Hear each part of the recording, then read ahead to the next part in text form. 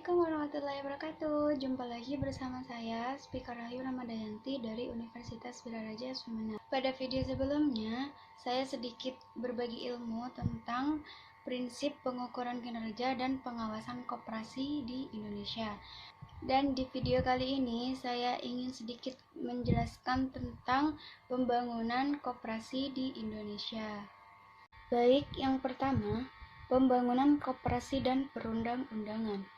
Pembangunan koperasi dalam pembangunan jangka panjang pertama telah menunjukkan berbagai keberhasilan yang sangat berarti, baik ditinjau dari jumlah koperasi, jumlah anggota koperasi, maupun nilai usaha koperasi.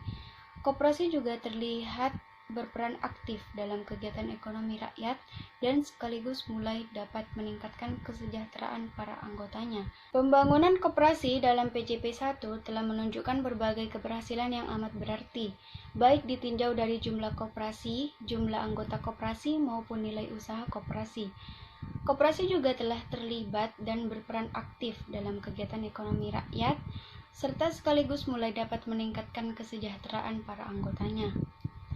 Modal penting lainnya bagi pengembangan koperasi pada PJP 2 adalah Undang-Undang Nomor 25 Tahun 1992 tentang perkoperasian yang memberikan landasan hukum yang kuat bagi pembangunan koperasi yang lebih selaras dengan pembangunan di sektor-sektor lainnya dalam upaya membangun koperasi yang maju dan mandiri. Pada prinsipnya, Undang-Undang Perkoperasian yang baru memberikan keleluasan yang lebih besar kepada gerakan koperasi untuk menentukan arah pengembangan usahanya agar makin sesuai dengan kebutuhan dan kepentingan para anggotanya. Dalam pada itu, pemerintah tetap memberikan bimbingan, kemudahan, dan perlindungan dalam rangka memandirikan koperasi. Baik, selanjutnya tantangan dalam pembangunan koperasi. Yang menjadi tantangan dalam pembangunan koperasi adalah mewujudkan koperasi, baik sebagai badan usaha maupun sebagai gerakan ekonomi rakyat, agar mampu berperan secara nyata dalam kegiatan ekonomi rakyat. Inti kekuatan koperasi terletak pada anggota yang berpartisipasi aktif dalam organisasi koperasi dan kesadaran masyarakat untuk bergabung dalam wadah koperasi.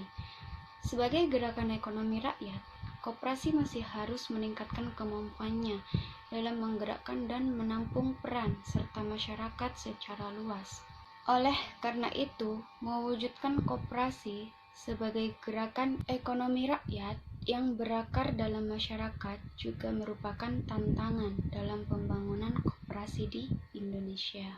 Selanjutnya, kendala dalam pembangunan koperasi. Kendala dalam pembangunan koperasi ada dua, yaitu kendala eksternal dan kendala internal. Kendala eksternal yang pertama, terbatasnya sarana dan prasarana penunjang dengan persebaran yang kurang merata. Yang kedua, iklim usaha yang belum sepenuhnya memberikan dukungan terhadap pengembangan koperasi. Yang ketiga, belum lengkapnya kelembagaan pemberdayaan koperasi. Yang keempat, belum tegaknya pelaksanaan peraturan perundang-undangan yang mengatur persaingan yang sehat dan adil. Yang kelima, kurangnya pembinaan usaha nasional baik antar sektor dan antar golongan ekonomi maupun antar daerah. Kendala internal. Yang pertama, tingkat kemampuan dan profesionalisme sumber daya manusia koperasi yang pada umumnya belum memadai. Yang kedua, terbatasnya akses terhadap bahan baku, permodalan, teknologi, informasi, pasar produk, lokasi usaha, jaringan kerja, dan kemitraan. Dan yang ketiga, rendahnya partisipasi anggota koperasi dalam kegiatan usaha koperasi. Selanjutnya, peluang dalam pembangunan koperasi. Dilihat dari organisasi koperasi itu, hal yang dapat dilakukan diantaranya, yang pertama, memperkuat ideologisasi koperasi pada anggota. Yang kedua, penguatan kelembagaan koperasi sebagai entitas bisnis modern. Yang ketiga, membangun kultur kreatif, inovatif, dan nilai tambah dalam kerangka meningkatkan daya saing koperasi. Yang keempat, memperkuat jaringan kemitraan koperasi dengan stakeholder. Jika dilihat dari segi bisnis koperasinya, maka yang dapat dilakukan diantaranya yang pertama, peningkatan modal sendiri berdasarkan skala ekonomi yang layak. Yang kedua, penerapan IT. Dan yang ketiga, kemitraan dengan pelaku bisnis lain. Dilihat dari segi sumber daya manusianya, maka yang dapat dilakukan diantaranya yang pertama, peningkatan kualitas SDM koperasi. Yang kedua, pengembangan sistem kompensasi yang menarik. Yang ketiga, profesionalisasi manajemen. Dan yang keempat, pengukuran kinerja SDM yang unggul. Selanjutnya, arahan, sasaran, dan kebijaksanaan pembangunan koperasi. Arahan pembangunan koperasi. Pembangunan koperasi sebagai wadah kegiatan ekonomi rakyat diarahkan agar semakin memiliki kemampuan menjadi badan usaha yang efisien, menjadi gerakan rakyat yang tangguh dan berakar dalam masyarakat, sehingga mampu memajukan kesejahteraan ekonomi anggotanya.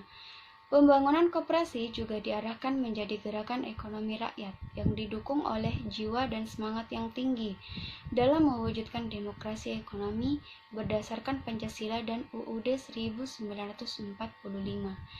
Untuk mewujudkan hal tersebut, khususnya koperasi di pedesaan, perlu dikembangkan mutu dan kemampuannya serta ditingkatkan peranannya dalam kehidupan ekonomi di pedesaan.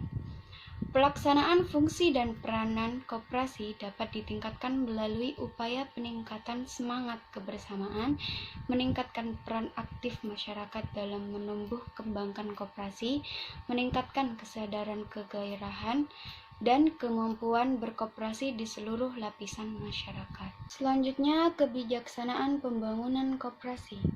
Kebijaksanaan pembangunan koperasi dalam rancangan pembangunan 5 tahun ke-6 adalah meningkatkan akses dan pangsa pasar yang dilakukan melalui beberapa cara, yaitu yang pertama, meningkatkan keterkaitan usaha, kesempatan usaha, dan kepastian usaha.